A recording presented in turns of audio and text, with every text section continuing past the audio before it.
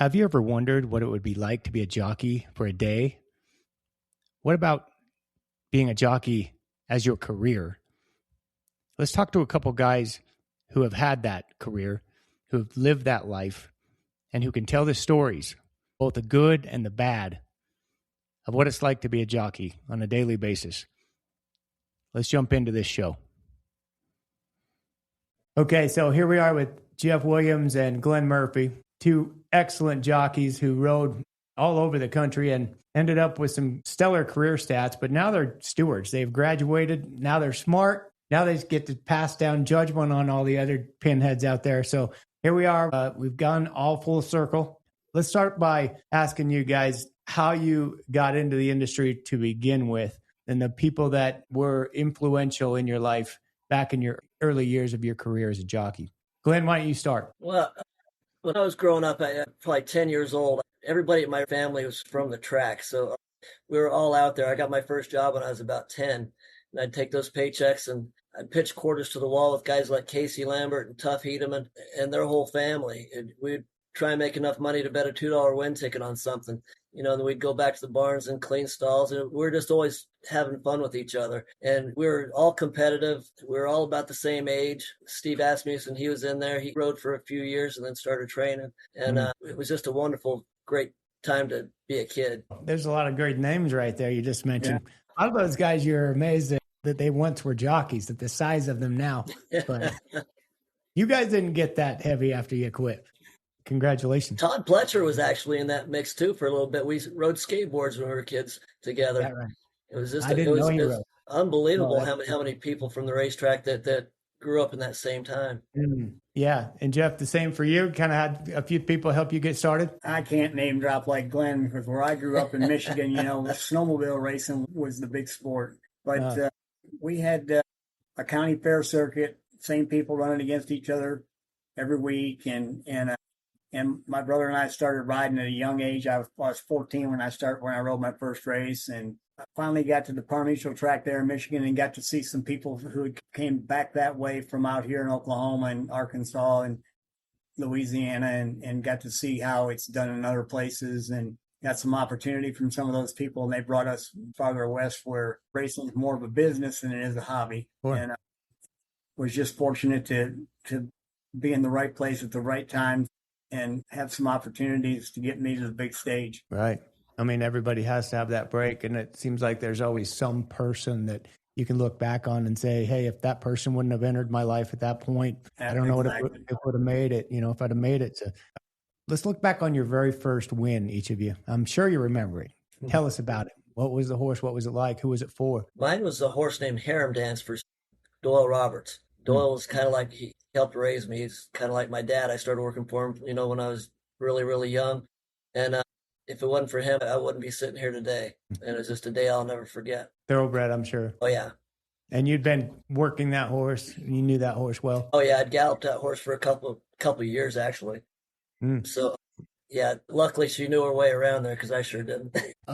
Jeff, tell us about your first win. My first win was actually at a snowmobile racetrack, and they needed a place for everybody to get their 2-year-olds and out before the fair circuit started. The guy who ran the racing on the fairs didn't want a bunch of horses not leaving the gate and flipping in the gate and stuff. So they got this snowmobile racetrack lined up, and they hauled the starting gates over there, and they disc it up. And, I mean, obviously it wasn't official racing or anything, but they ran 10 races that day, and I won 9 of them. The people that I was riding for, their jockey had gotten hurt the night before in a car wreck, and they called me and they said, hey, we need you to come ride these horses. And I rode the summer before on a horse that we owned, and we started her about 5 times, and she never ran better than third. And that was up until that day when I won those 9 out of 10 races. I had 5 starts in my life, and wow, and never won a race. But yep, natural, right? Well, I just found a lot of good horses. I will say one thing for the young guys out there: make sure when you start riding, you're ready. Make sure you're ready, because I started a little bit too early. Even though I galloped a lot of horses, I didn't work a lot. Yeah, and it showed early. Good point, because there's a lot of guys that look like they are not ready. They're starting to ride today. Yeah, I see it. We see it all the time. But boy, do I remember Doyle. What a great guy. You know, when I first arrived at Sunland Park, he was a big influence on my career, kind of getting started out there. I won a lot of races here in this area, but whenever you move to a new track, it's like starting all over again. It's Absolutely. Who's this guy? And how's he going to do? Rayanne Holland was huge influence for me as far as just having the connections. And she rode up on her golf cart and said, hey, here you're the boy from Wyoming and Utah, and wondered if you need an agent. And I was just dumb enough and inexperienced enough to not even know what an agent was back then. So I said, well, yeah, I guess I do. And she said, okay, well, let's do it. And from that moment on, and after the struggling of trying to find somebody to even put me on the horse to gallop, she had me booked all the way through. So Doyle was a big part of that. I still remember pretty much every instruction was the same. Go out to the paddock, let him break, and just set him in, and then make a run about 3/8 pole. Ride him away from there. See where you're at. That's right. Oh, a great guy, though. Absolutely. Let's have you guys tell the favorite horse you rode of all time. Mine was a horse named Curabo. He was kind of famous there in New Mexico. He'd come from about 30, 40 lengths out of it. And all you had to do was smooch to him at the 3/8 pole. And I'm telling you, by the quarter pole, you were already 2 lengths in front. Unbelievably fast, for the last 3/8 of a mile. And letting one run for 3/8 of a mile is a long way. And he was unbelievable. Gigantic horse. He knew his way around there. He was a blast ride in the afternoon, but a nightmare in the morning. Oh, was he? Go from rail to rail in the morning. Some of those horses, those good ones, are like that, aren't they? Yeah, absolutely. To get to the track, it took you 45 minutes because he'd stop and look and stop and look and stop and look and kick on them all morning long. Yeah, those are good horses. I think they're the memorable ones, and maybe why they stick in our minds is they're just different. And they know they're different, and they don't care. No, and they teach you something. They teach you because they know and you don't. For sure. Jeff, how about you? Well, man, it's hard to have one. Obviously, I rode a little bit shiny, and he won the Rainbow Futurity, and then he came back. It was the first year they had the split racetrack in Ruidoso, and he really drew bad in the finals and got run second to Roner's Ryan. But then he came back as a 3-year-old in the then Kansas Derby, and he and Roner's Ryan drew side by side, and we kind of turned the tables.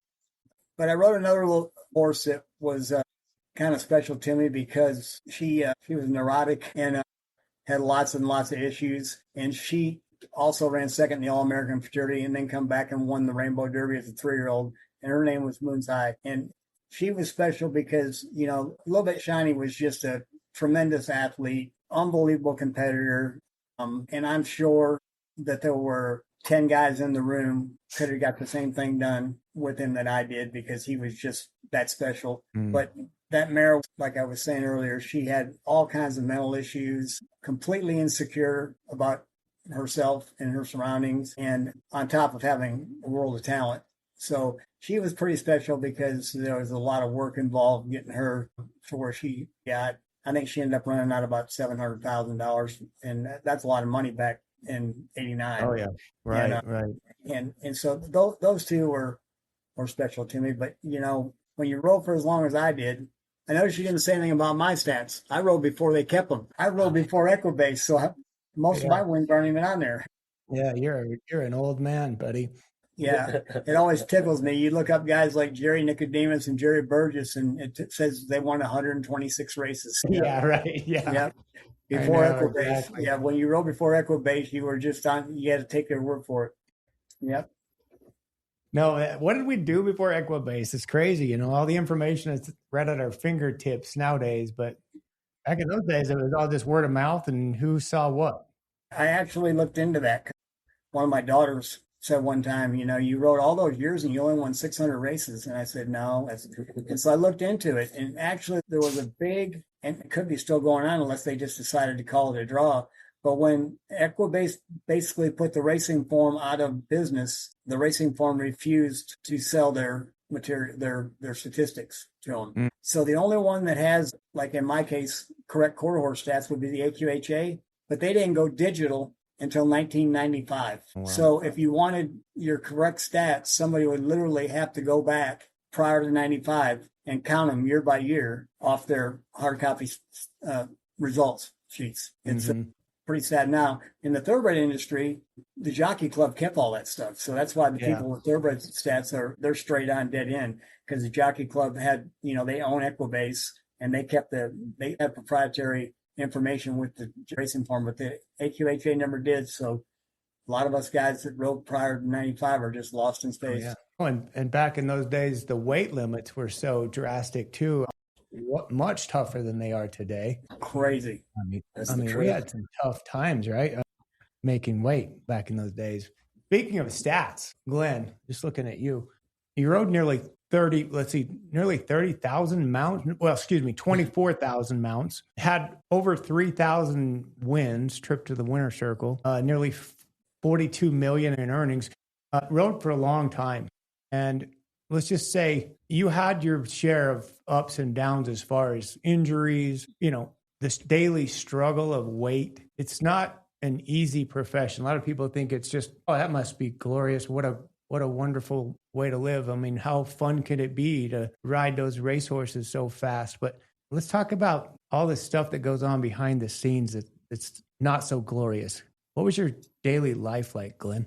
That this is a business that you grow up knowing that you want to be a jockey. And if you don't love it, you don't need to be doing it, because it was something that was taxing on my body, mentally, everything. Every day you had to wake up and worry about your weight. I had to attack 112 up until my 30s. And to do that, I was 5'8". So I had to weigh, like 109 pounds. And that's dressed in your jock clothes. So, you're always worried about your weight. It was a great time to grow up because we saw so many changes, simulcasting and things like that. And casinos. Yeah, casinos and things like that. You had to be married to the job, though, because you had to live and breathe it. I mean, because you went to sleep thinking about racing, you woke up thinking about racing, and you had to keep your mind off it trying to eat. You're dreaming about a cheeseburger is what you dream right, about. Exactly. I read a book called Fit for Life one time. I wish I'd have read it when I was 16, because it kind of changed my eating habits. I used to have really bad eating habits, when I was younger, but you kind of learn as you go. This takes a lot of time. What you can take and what you can't. Because, I mean, I know you probably had your share of experiences having to just flip and purge and not have food and, no caloric intake in order to maintain that weight level. Sure. This is a tough thing that most people who are watching or just fans in general of racing don't understand what the jockeys have to go through. And Glenn touched on it. I think what's hard to, you get it, Billy, because you've been through it, but the mental stress of constant dieting is every bit as hard, if not harder, than the, starving yourself, because you're just worried all the time if you're going to have to go pull 4 pounds in the box or 5 pounds in the box, or if you're going to be all right that day and only have to pull 2. It's just a constant mental strain. Yeah. Oh, it's with you. Like you said, every time you wake up, and even on an off day, you think, oh, I've got an off day today, so maybe I don't have to get on the scale, but you're still thinking that day is going to be over soon. Yeah, if I'm not disciplined, I'm going to pay the price when I get back to the room the day after, whatever. Back when things were good, we were riding 5 days a week. I mean, things were good. And now some of these places, you're down to 2 days a week and getting maybe 4 mounts a weekend. Some of these guys. It's tough. The money's a lot better, but the opportunities are a lot smaller. Mm-hmm. Like you said, we were running 5 days a week, and you wanted to ride the card whenever you were young, so they didn't put stats in the program, so nobody knew how many horses it took you to win a race. Your win percentage is a big thing nowadays. And I think we were lucky when we started that we got to ride numbers, and that helped us a lot too. Nowadays, these kids come out and they might just have 3 races a day or 2, and they have to make each one count, which we did too, but we had more opportunity. Seemed like the opportunities were a lot more plentiful.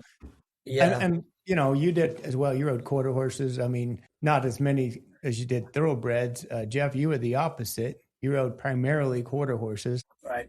I ended up riding both as much as I could because I was like you. I wanted to ride every horse I could get on for the most part until you have a few injuries and you think, maybe I don't want to ride that horse.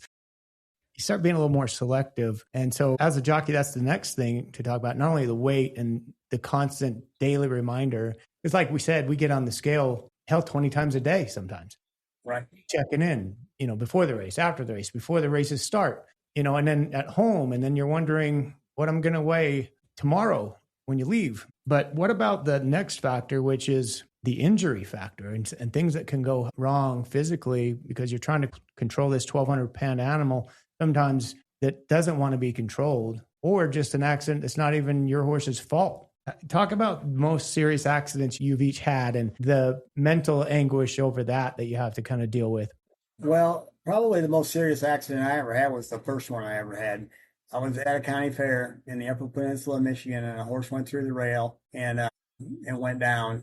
And they don't know whether it kicked me in the face or it stepped on my face, but it just caused all kinds of damage to my jaws and teeth and nasal passages and everything. And I was in a coma for about 2.5 weeks in Sault Ste. Marie, Canada. And, at 17 years old, you're bulletproof, and I couldn't wait to get back on one. Of course, it was way into the next spring before I could. But, you grow up when you're a little kid and fall off your pony and your dad said, you got to get backward, get right back on.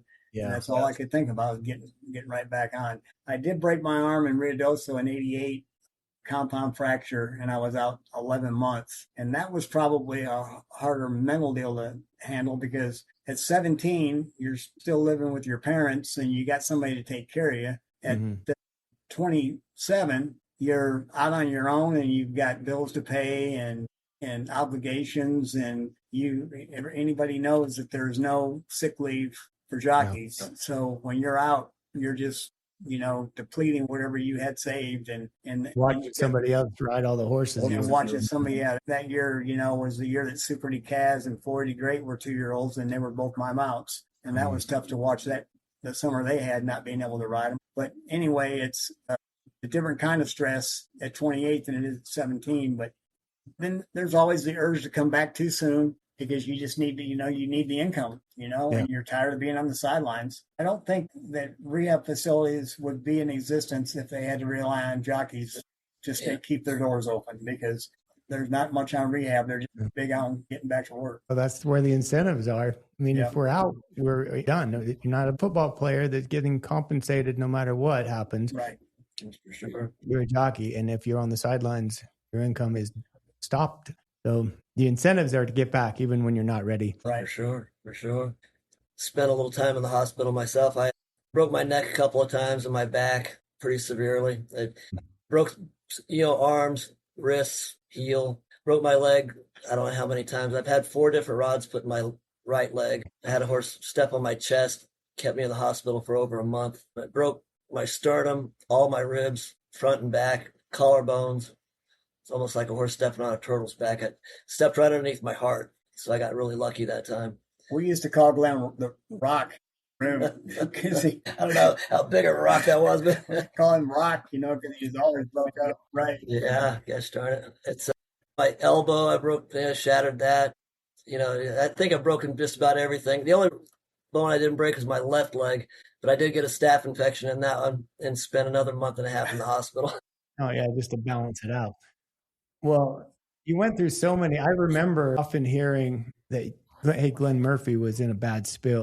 It was like a record on repeat. Poor Glen, what the hell is going on? And it was tough. Somehow you'd be back. I just loved it that much. I did, and I couldn't wait to get back, and I wanted to prove everybody wrong, I guess. They said it'd take you 3 months to get back. I wanted to be back in a month. I grew up hearing about my uncle Larry Byers, how tough he was. And I wanted to be just as tough. And I think that was always in the back of my mind. And I never really thought about records, how many races you won, until people would tell me. And then I would want to reach a goal that somebody mentioned. Really, it was never my idea, but I never wanted to quit. I wanted to go out on my own terms. So that was my drive. Well, you sure did. You rode till 2016. Is that when you retired? Yeah, 2016, 17, something like that. When did you retire, Jeff? 2008. But realistically, 2007 was my last. I had a horse kick me in the back in September of 2007 and early October. And so I missed October and November and December because it hurt my kidney. And I felt fine, but there was still problems with the kidney. It was operating at like 10%. And the doctors out there in California is like, no, that we got to get this kidney back on track. Well, true to form, some people in Louisiana is like, hey, how come you're not riding? And I'm like, well, I can't get a release from this doctor. So they said, well, if you come back here, we'll get your release. Why don't you come back here and ride? And so I thought, I may never get a release out here. I was tired, and of course, gaining weight when you're not doing nothing, you're getting big. So I went back to Louisiana, and it was a hard truth because the first race I rode, it felt like somebody had a knife in my back. And I mean, I literally had to sit up to pull the horse up. And I'm like, I guess they knew what they were talking about. There's something wrong with that kidney. So I went ahead and took another couple months off. Same thing. The kidney was only at like 50%. And I finally, by that time, I just said, you know what? I'm tired of coming back. I'm tired of losing 15 pounds every time I have to come back. And I just woke up one morning and said, that's it. Yeah. The truth about it, Billy, I was scared to death about when I quit riding. I didn't have a clue as to what I wanted to do. I'd been a jockey my whole life. That's all I ever wanted to be. I'd only went to high school. So the thought of living life and not being able to do what I loved and make a good living doing it, I was scared. I didn't know what to do. And I thought about it every day. I knew my time was done. I probably knew it 10 years before it was over, but I just kept making excuses to ride. And that last time I got hurt, I knew it going into the ambulance. It was probably my last time around the racetrack. And was it? It was. I tried to make a comeback and I got hurt again. And just knew I prayed and things came together. Yeah.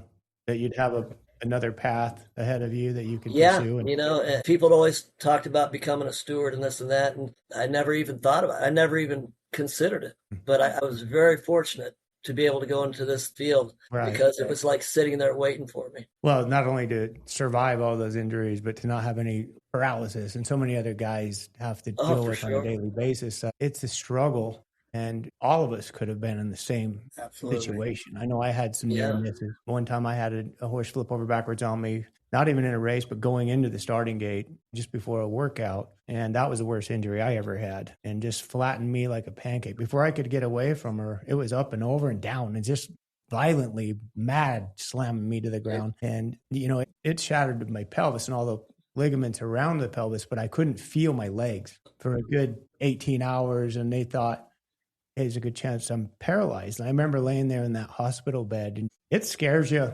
It changes you mentally. Like, what am I doing? And how did I get into this? Because it's such a split second thing. And we all know that we're putting ourselves in that every time we get on one.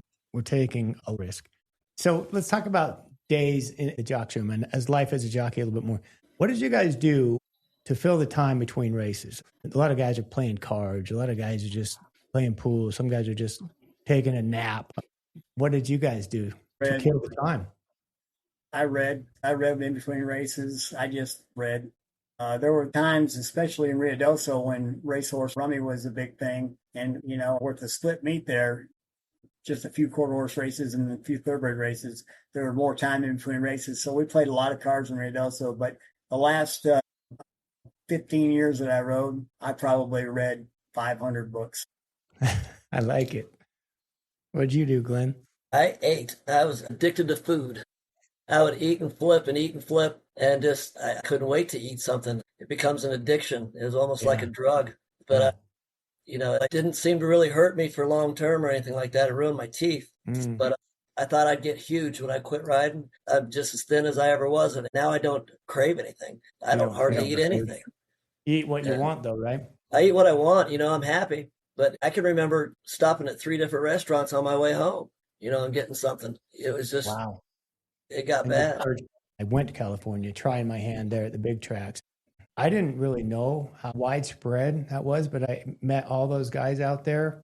I would say a good 70% of them just bulimic flipping. So a lot of those guys could do it on demand. Were you able to do that? Just flip. It becomes easy. All you got to do is bend over. I mean, when I was riding, they used to have a stall made just for that in the bathroom. It's called the flipping bowl, and everybody did it. The part about being a jockey, you're either flipping or you're taking Lasix or you're sitting in the sweat box. It seems crazy to a lot of people, but a pound is significant for a jockey, especially if you have a horse that's named at 115 and you can't make it. Well, somebody else probably can. And then the trainer's got a decision to make. Well, maybe I'll put the other guy on, can make the weight. To us, it's not a big deal because we know that 1 pound means nothing, but to the public or to the trainer, sometimes they don't understand that that's not a big deal. A horse isn't going to feel that. But to the public, perception is everything. And so we're faced with that quandary of, do I just tell this clerk of scales I'm overweight today, or do I try to pull that pound? Sit in that hot box for an extra 45 minutes. Well, that's your last pound. That's the longest one. It takes a long time to get that last pound off. Your body doesn't want to let go of it. There's so many little tricks, right? The baby oil. I mean, what are some of the tricks you guys had to pull some weight? Danny White had helped me. He told me to drink hot coffee before you go in there, and then put all kinds of lotion, not lotion, but baby oil on, and then throw water on the rocks. Sweat pores opened up. I had a trick I learned from John Hamilton down in Louisiana. You know the sailor's hats, the white sailor's hats that got like a little hard brim, like Popeye wore? Yeah. I would take a sailor's hat and that stiff brim, and I would take a handful of ice and put it up there, and that brim would hold the ice on my head, and that ice would just slowly melt and keep the top of your head cool, and the rest of your body would be at 125 degrees, sweating like crazy, but you could stay in there a lot longer with that ice slowly melting on your head. Because you wouldn't get so lightheaded so quickly. Yeah, exactly. A lot of guys even had tricks that they'd do with the clerk of scales. They'd go up there and they'd have the fake boots on that they'd weigh in with, or some fake equipment, or they'd figure out how to rig the scale to where it wasn't going to work right when they got on it. I saw so many crazy things with guys trying to get their weight, even unfortunately paying off the clerk of scales and doing things, bribing them. There's a lot of things that happen in that jock's room. To a clerk of scales one time, and I'll never say his name, but he said, "I'm the best clerk money can buy." I remember going to some of these bush tracks around here in Idaho, and hell, you could get on the scales with a cheeseburger in one hand and a box of donuts in the other and still be 118. It wouldn't matter. It didn't even look at the scale. It was just, it was there for the decoration, I think. What jockey did you guys most admire in your career, and why? Well, I kind of come from two different eras. I rode for a long time. Talent-wise and getting run out of a horse, especially in big races, Jackie Martin, his record speaks for itself. But on the other side of the coin, there's a couple guys that I just admired greatly because of their mental aptitude and their work ethic, and that was G.R. Carter and Gilbert Ortiz. I always thought a lot of it had to do with maybe they didn't have the weight issues that a lot of us other guys had, but you just absolutely could not outwork those guys in the morning. And Billy, from doing it, that there's very few people that have any success that don't work hard in the mornings, getting on a lot of horses and knowing the horses, picking right when they have multiple horses to pick from. And I tried to work hard too, but there's always those times if you pulled 4 or 5 pounds one night and then you rode 8 or 9 races, you might be 30 minutes late to the racetrack, and those things cost you mounts, right? Nobody got on more horses and worked harder than G.R. Carter and Gilbert Ortiz. They were just in different regions that I happened to be around them both at different times. I just admired that they're year in and year out, day in and day out, they just never, ever, ever let up. And again, that's with what jockeys have to do and the mental strain and the mental grind and stuff. And on top of that, both of those guys could really, really ride. I mean, GR's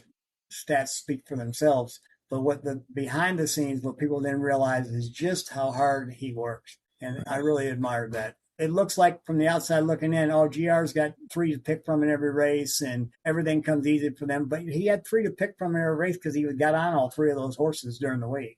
He just worked that hard. But back to my first pick, when the money was down, I mean, those 8 All-Americans aren't the only races Jackie won. He won a lot of big races, and he was hard to beat in big money races. He was. Yeah, for sure. Absolutely, he was. What'd you say, Glenn? For me, when I first started, simulcasting really wasn't a thing yet. So the region I was in was the guys that I watched, Jerry Bailey went to the same high school I did. I didn't really know him, but I'd heard about him. He was lighting them up everywhere he went. And I'd watched him on television a couple times. So his name was always out there. Mike and David Lidberg were my cousins. They rode before me, and they were leading riders everywhere they went. So I looked up to them. My uncle Larry Byers, he was leading rider in the 70s, 80s.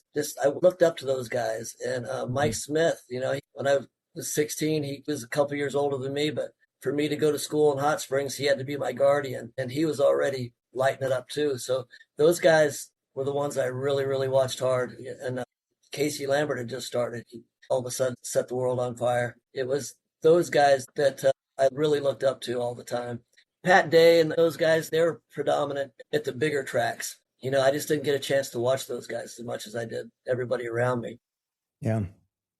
A lot of those names you said there, they grew up as horsemen and they were hands. And you tried to hang around all the guys that were doing good. If you hung around them, it was just going to wear off on you a little bit, even if you weren't trying. Yeah, great people. Good to learn from them. Is life as a steward? Let's transition just for a minute here to life today. And you guys are sitting there in your office and you have a different life, but you've seen pretty much everything there is to see on a racetrack. You know what goes on and what's supposed to happen. And then you also see unfortunate things that are going on. And it's your job to pass down rulings and suspensions or make decisions on that. Let's talk about maybe some of the unfortunate things that goes on. What is your job like, and what are some of the toughest things that you have to do on a regular basis when it comes to suspensions? Yeah. One thing about it, we get to have films with jocks, and Jeff and I both, we look at those jocks, and if they're young, we want to try and help them and try and guide them in the right direction and give them some good advice if they'll listen. And when you give somebody days, sometimes it's a good thing because they learn from those kind of lessons. How often will they listen to you? What percentage? I really think that when you get a young rider in and you try to explain something to them in a manner that they can understand, and you see a little bit of a light bulb go on, I think we can tell that they get better because they want to please you way faster than they get better because they're afraid of you. Mm-hmm. And we've seen some kids in the last couple of years here in Oklahoma get exponentially better in a short period of time that I don't think without that coaching, they may have gotten there eventually, but I think they've gotten better faster because they want to put into practice some of the things that we've been trying to share with them. Yeah. What's the harshest penalty you guys have ever had to pass down to a jockey? I think I gave a 30-day suspension one time. Too. Yeah. At Arapahoe Park. And it was a guy that he hadn't been riding long and he'd already gotten a set of days and he come back and he didn't want to listen. And somebody had instilled in him that you got to be tough and let everybody know. And he was just dangerous. So after he got his first suspension and he came back and was worse the next time, he got a 30-day suspension, which in essence was the rest of the meet. Yeah. Oh, those are tough. Obviously, we talked about that. Income is gone. I mean, but you have to sometimes learn your lesson the hard way. And that's the really hard way because it hits you where it hurts in your wallet. And there's a two-edged sword. You want to ride hard to win because you can't make a good living at it unless you're winning. Right. But on the other side of that is if you're riding too hard and you're getting loose with those reins and horses running all over top of everybody, why you might find yourself not only getting disqualified from that race, but set down for a number of days on top of it. I only got days twice. I got days the first year I rode at the Provincial track in Michigan. I got a 2-day suspension, 7 days, 7 calendar day, 2 race days. Then my next set of days was in 2007 at Los Alamitos, and I got a 2-day suspension on an Arabian. But that was the last time you rode an Arabian. It was the only time I ever rode an Arabian. A lady showed up in California from Texas, and nobody had ride her horse. And I happened to know her family. And I said, all right, I'll, because she hauled all the way out there running this stake. And I'm like, I'll ride it, And I spent 5/8 of a mile trying to get to the outside fence, and it just kept diving in on top of people. I rode 2 for those races. The most frustrating horses I've ever rode in my life. Yeah. You think you're sitting good. I got a lot of horses under me. Let's go. Yeah, That's as fast as they can go. They're done. I mean, they're not going any further than that. I wanted to race right to everybody. If I got next to you, I was going to put some heat on you. And I got to where I was playing bumper cars with, a lot of different horses. And I had a trainer pull me up one time. He said, you know how many hundreds of thousands of dollars that we're putting you in control of, and you're bumping these things around like this? It's not right. You think that they can't break a leg or something like that. And really, when you think about it, you're hurting these animals the more you bump them around like that, especially nowadays. Their bones aren't nearly as strong as they used to be. Yeah. And if you ever watched another jock get paralyzed from an incident that probably shouldn't have happened, then it'll make you think twice about riding like that. So, Glenn, you probably had multiple incidents where you were dropped in a race when another horse cut over in front of you. Oh, yeah. You couldn't stop or prevent. It just happened so fast. No, you're right. I mean, things happen in a split second. And a lot of times you don't even have a chance to even tell somebody that you're there. Mm-hmm. And when you clip a heel like that, you go down so hard. It's like getting shot out of a cannon. And I've been out on the outside of horses just galloping in because I've run out of horse and somebody come thinking there's nobody there and they don't look and down I went, broke my ribs. Things happen just way too fast. It's too easy to step over a line. Horses try and stay up in a race, but as soon as you bring their head up, if you check them and they can't see where they're going, they're going to hit a heel. Yeah. And that's the thing that you always consider when you're riding at a track is the other riders that you're there with. It's Absolutely. a strange sport where you're competing against the same guys that you're lockering with. And Sure. everyone's trying to win. The better riders that you ride with are so much easier to ride with because they know the riding rules. There's no rule book in riding, but if you've done it long enough, there's paths that you follow and the good habits and the bad habits. And the good riders don't have bad habits. So you kind of know where they're going to be. Glenn, you're a pretty laid back, kind of easygoing guy. So this might be more for Jeff because I don't really know, but were either of you ever involved in a fist fight in the jocks room? We were just talking about that the other day. It seemed like it was, a daily occurrence back when I started. If people got out of line, you were more concerned with what was going to happen when you get back to the jocks room than you were what the stewards were going to do to you. You probably remember that, especially if you rode up there in Utah and Idaho and all. The peer pressure to stay straight and ride safe was, especially for younger riders, was way more concerning than what the stewards were going to do to you because those older guys, they didn't put up with nonsense, right? Times have changed. I was a clerk of scales for 3 or 4 years, and I don't think I saw maybe 3 or 4 fights in 3 or 4 years. There's a lot of bickering going on, but nobody actually ever holds anybody accountable. But yeah, I might have been in a couple. Well, you knew the guys that were going to be quick to want to fight. Yeah, absolutely. If you came back, even if you didn't feel like you did anything wrong, but maybe you beat them in a race, and they were just pissed because you shouldn't beat me, right? Right. I remember a guy at Los Alamitos that he left the rail open. I came through on the rail and win easy, and he wants to fight. I didn't do a damn thing wrong to him, but he's fighting. And so I come in and he's pushing me. Don't ever do that. Ever do that. And I said, what did I do? Beat you? And then he throws a fist and hits me. And so I come at him and I hit him back and pretty quick. We had guys trying to break it up, but that's going to happen. And you know who's going to want to fight oftentimes. And sometimes it's justified. Sometimes you deserve it. And even when I wasn't involved, I knew that there was going to be a fight based on who was in that situation and come back into the jocks room and get out of the way because it's going to happen. There was a science to it. I remember when I got to Ruidoso, somebody might get run over running 3rd or 4th in a maiden race, and they would come back in there and it would be on. And the reason being was they wanted to be confident they could draw next to that guy in the trials or the finals of one of those big futurities and not get run over. So they were trying to get those people that were prone to run over somebody how to be safe. So when it mattered, they could count on them to not run over. Yeah. It was just insurance. It was school. You were going to school. You were being educated, and you were being educated by the guys that knew better and that they'd gone through it themselves back when they were younger. Exactly. Some guys took it a little further if they knew they could bully you. We actually called in, and I won't name any names, but Glen and I and Don called in 4 of the more experienced riders, more successful riders at the quarter horse meet this spring. And we called them in on opening day before the races. And we kind of called upon them to take a more active role with the younger riders, because what we found is in the last 5 to 10 years, is everybody just stays in their own little bubble. They got their headphones on. They're watching their phones. They just ride. And there's not a lot of interaction in there. In my first year in Ruidoso was Glen's first year to ride. And I mean, it was nothing to come off the racetrack and have Larry Byers or Jerry Nicodemus standing there waiting on you, going like this, come here, I want you to watch this video with me, standing next to me. And it was, like you said, a teaching moment. And this is what we don't want you to do, or this is what you should have done. And that has kind of gone away. So we asked these guys this meet to take a more proactive position with these younger riders and give them some guidance, just don't come back in and holler and scream at them. Tell them what they did wrong. Tell them what they should have, how they should have handled it. Well, and the younger riders, they need to ask more questions. When you're watching somebody, ask them how you did that. Yeah. If that impressed you, go ask them how they learned it.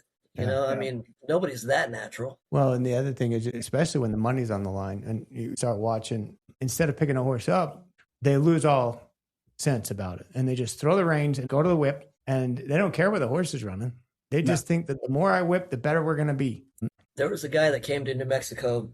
I'd been riding a few years, but I watched him on film for the first time, and I thought, wow, that's a different style. I came from California, but he was so aggressive and he was so smooth. And I asked him question after question. He really helped me out a lot. He watched films with me. His name Danny Sorensen.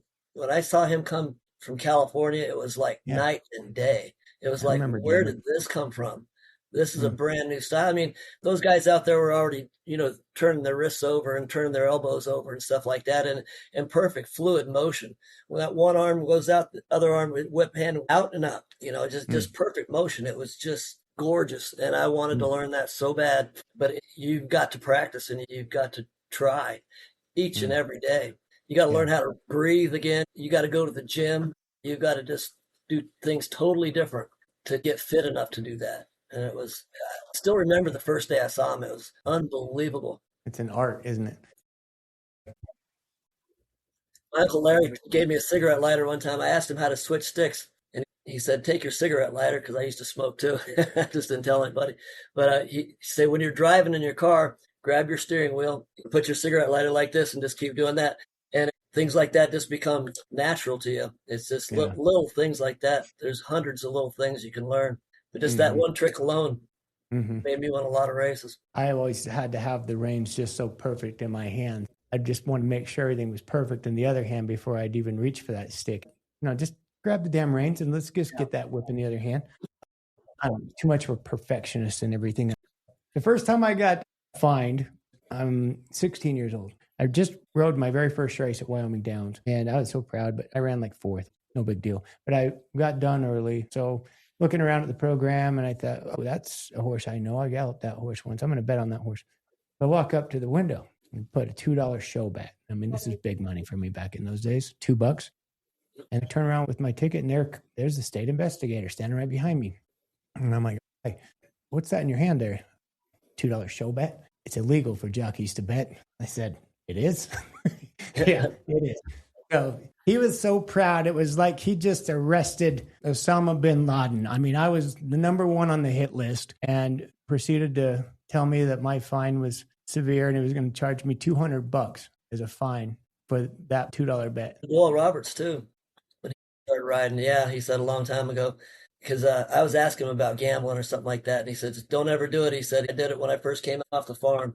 He said, I got caught by a security guard. They gave him time. How do you go about making decisions? You have three of you there. What if you'd have disagreement? Well, we disagree all the time. I'm an instinctive person. I try not to think about it too much. I think about what I would have done. I don't know. Yeah. I would much rather leave a horse up that maybe should have come down than take a horse down that had no business coming down. There's too much money involved for the people paying the bills and the people trying to eke out a living to unjustly disqualify a horse. So my personal theory is, if it's that questionable, err on the side of caution and leave it alone. When the three of us are looking at a race, I'm instinctive too. I generally see what I think needs to happen after watching it live, and then hopefully the replay justifies that. If we watch the replay, and there are times that Glen or Don will say something about, well, look, the inside was pushing. There's other times when you see it the second or third time, you realize that the horse you thought was the culprit really wasn't the culprit. But the incident itself still merits somebody coming down. You just had the wrong horse originally. I've been in a lot of different steward stands, and it's really good to have another rider up there with me, like Glen. And in Don's case, he was a jocks agent for a number of good riders for a number of years. And those jocks agents, they watch film just as closely as the riders do, because that's how they make their living also. So the three of us have got, I would say 90% of the time we're on the same page. Yeah. And as far as disagreements go, there's some times when they might feel more strongly about taking one down than I do. But when we go official, it's over. We respect each other's opinion enough. And if we didn't differ in our opinions ever, then it would be the wrong mix. Yeah. You never want three guys always every time agreeing, because, that they all three could be wrong. Absolutely. You ever have to just go with the majority? Like one person could be saying no and the two saying yes. Just go with the majority, and you don't all have to be in it. It doesn't happen very often, but it happens. I truly think that's beneficial. The guys that have been in the trenches, so to speak, have seen what goes on, understand the difficulties out there. And I think you've done great work. I'm proud to know both of you. I hope the industry continues on and there's ambassadors that are going to take over and put people in good position to succeed. All of us owe our lives to these horses. I mean, everything that we do and did and love can be traced right back to somewhere with a horse. We just want to keep doing what we can and keep promoting the good things about it and then mentor those younger people so they want to get involved as well. New owners, new jockeys, new trainers. It's a great business to be in. And I'm glad that you didn't perish in any of your accidents, Glenn, because you had a hell of a lot of them. I'm sure your mom was on pins and needles. Good old Maureen. Hello. I love you. All right, you guys. You have a great day, and we'll talk to you again soon then. I hope you enjoyed this show of Harnessing Your Wealth. Don't forget to follow or subscribe to the show so you'll be notified of each new release. Talk to you again.